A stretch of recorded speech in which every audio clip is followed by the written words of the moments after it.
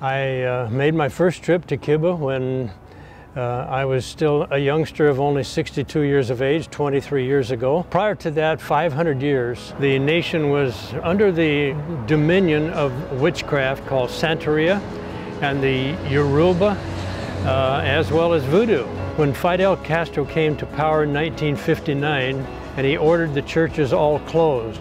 When he ordered the churches closed, many did not want to do that, so he forced it by burning a lot of churches. And approximately 80% of the priests and the pastors and the families moved to the United States and other nations to get away from it all.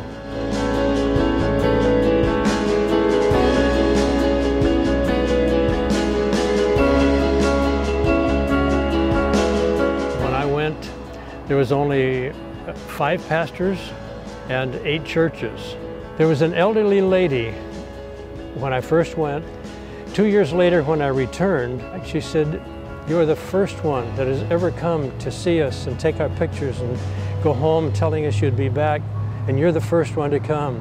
She said, "We have been praying for 30 years that someone would come from the West and tell us good news." She said, "We are taught in our schools and colleges, so forth, that there are no Christians left in the world anywhere, and we are the last ones, and when we die off, there will be no more.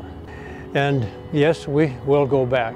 That's a promise we've made, and as long as the Lord allows us to do so."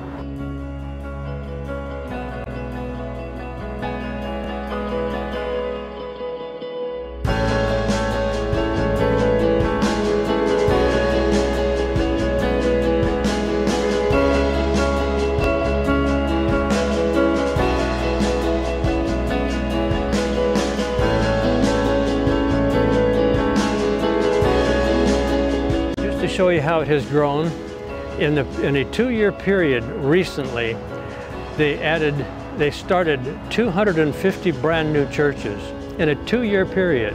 I'd like to tell you how many churches they have, but I would be shocked. Foothills has been supporting 100 pastors now for the last 10 years.